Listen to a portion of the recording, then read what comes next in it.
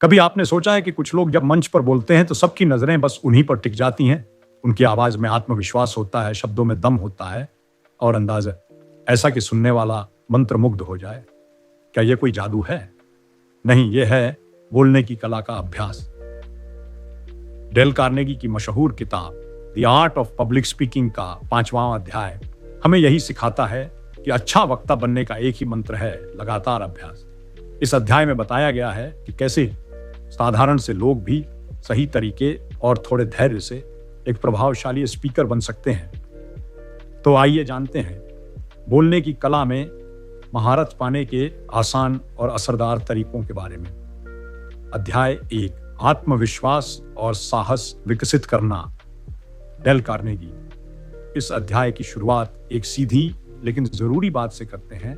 हर इंसान के अंदर बोलने की ताकत होती है। फर्क सिर्फ इतना है कि कुछ लोग उसे इस्तेमाल करना सीख लेते हैं और कुछ डर के कारण पीछे हट जाते हैं। डर को समझो, उससे भागो मत। जब भी हमें किसी मंच पर बोलना होता है या किसी मीटिंग में कुछ कहना होता है तो सबसे पहले डर आता है, हाथ कांपते हैं, आवाज लड़खड़ाती है। लेकिन डेल कार्नेगी कहते हैं कि यह सब एकदम सामान्य है। दुनिया के बड़े बड़े वक्ताओं को भी शुरुआत में डर लगा करता था। फर्क सिर्फ इतना है कि उन्होंने उस डर का सामना किया। डर को दूर करने का तरीका है अभ्यास। जैसे आप बार बार साइकिल चलाते हो तो बैलेंस आ जाता है, वैसे ही बार बार बोलने से आत्मविश्वास आता है। अनुभव ही सच्चा गुरु है।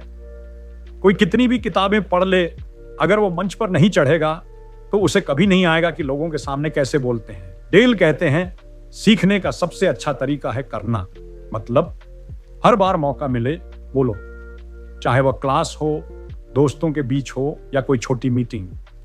3, आत्मविश्वास धीरे धीरे आता है। डेल समझाते हैं कि कोई भी एक दिन में अच्छा वक्ता नहीं बनता। यह एक प्रक्रिया है। जैसे जैसे आप छोटे छोटे भाषण देते जाओगे वैसे वैसे आपका आत्मविश्वास बढ़ता जाएगा। छोटे कदम, पहले 2 मिनट की बात करो, फिर 5 मिनट, फिर 10 मिनट। धीरे धीरे आप लंबे और प्रभावशाली भाषण देने लगोगे। 4, तैयारी से बढ़ता है आत्मविश्वास। डर तब लगता है जब हम तैयार नहीं होते।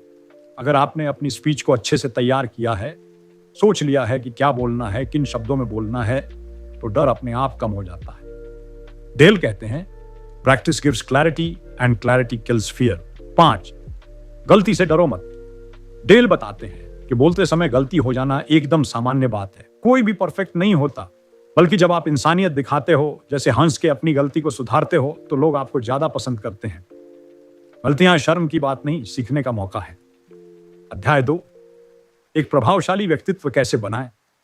डेल कार्नेगी इस अध्याय में बताते हैं कि अच्छा बोलने के लिए सिर्फ शब्द ही नहीं बल्कि व्यक्तित्व भी मायने रखता है। जब कोई व्यक्ति आत्मविश्वास से, जोश से और सच्चाई के साथ बोलता है तो उसका प्रभाव गहरा होता है। आत्मा से बोलो, सिर्फ जुबान से नहीं। डेल कहते हैं कि अगर आप लोगों को प्रेरित करना चाहते हैं तो सिर्फ शब्दों से नहीं, अपने भावनाओं से बोलिए। जब कोई बात आपके दिल से निकलेगी तो सामने वाले के दिल तक जाएगी। उदाहरण के लिए, अगर आप किसी को देशभक्ति पर भाषण दे रहे हैं तो खुद महसूस करिए कि आपके अंदर कितना गर्व है अपने देश के लिए। वो भावना आपके शब्दों में खुद ब खुद झलकने लगेगी। 2, बोलते समय इच्छा शक्ति दिखाइए। किसी भी वक्ता के शब्दों में अगर जोश नहीं है तो चाहे वो कितने भी अच्छे शब्द बोल ले, लोग बोर हो जाते हैं। डेल कहते हैं कि आपको अपने शब्दों में उत्साह, एनर्जी और विश्वास ऐसा करने के लिए खड़े होकर बोलिए, हाथों का प्रयोग कीजिए, अपनी आंखों से संपर्क बनाइए। जोश वाला बोलना, असरदार बोलना। 3, खुद को महत्व दीजिए। अगर आप खुद को छोटा समझेंगे तो आपकी आवाज भी कमजोर लगेगी। डेल बताते हैं कि self respect is the foundation of self expression. मतलब जब तक आप खुद को महत्व नहीं देंगे, लोग भी नहीं देंगे। अपनी बोलने की शैली पर गर्व कीजिए। खुद को एक अच्छा वक्ता मानिए, भले ही आप शुरुआत कर रहे हो। 4, सच्चाई और ईमानदारी का असर। डेल का मानना है कि झूठी एक्टिंग से कभी भी आप लंबे समय तक लोगों पर प्रभाव नहीं डाल सकते। अगर आप किसी विषय पर सच में विश्वास करते हैं तो लोग खुद ब खुद आपकी बातों को सुनना चाहेंगे। ईमानदारी, भरोसा, प्रभाव। 5, प्रेरणा लो, नकल मत करो। शुरुआत में आप दूसरों से सीख सकते हो, जैसे उनके बोलने का तरीका, शब्दों की पकड़, स्टाइल आदि। लेकिन धीरे धीरे अपनी असली आवाज खोजिए। डेल कहते हैं हर व्यक्ति में एक यूनिक आवाज होती है, उसी को पहचानो और निखारो। अध्याय 3, आत्मविश्वास से बोलना सीखो। इस अध्याय में डेल कार्नेगी बताते हैं कि अगर आप सार्वजनिक रूप से बोलने में झिझकते हैं या डरते हैं तो घबराइए नहीं, ये एक सामान्य बात है। और अच्छी बात यह है कि इस डर को अभ्यास और सही सोच से दूर किया जा सकता है। डर को पहचानो, भागो मत। सबसे पहले, डर कोई बुराई नहीं है, असली बुराई है डर से भागना। जब हम पहली बार बोलने जाते हैं तो दिल तेज धड़कता है, हाथ कांपते हैं, गला सूखने लगता है। ये सब प्राकृतिक है। इसका मतलब ये नहीं कि आप कमजोर हैं, इसका मतलब है कि आप कुछ अच्छा करना चाहते हैं। तो डर को स्वीकार करो और फिर धीरे धीरे उस पर काबू पाओ। आत्मविश्वास कैसे बढ़ाएं? डेल आत्मविश्वास बढ़ाने के कुछ पक्के तरीके बताते हैं। तैयारी करो जितनी हो सके उतनी। जब आप अपनी बातों को अच्छे से जानते हैं तो डर अपने आप कम हो जाता है। तैयारी, आत्मविश्वास। छोटे छोटे मौकों से शुरुआत करो।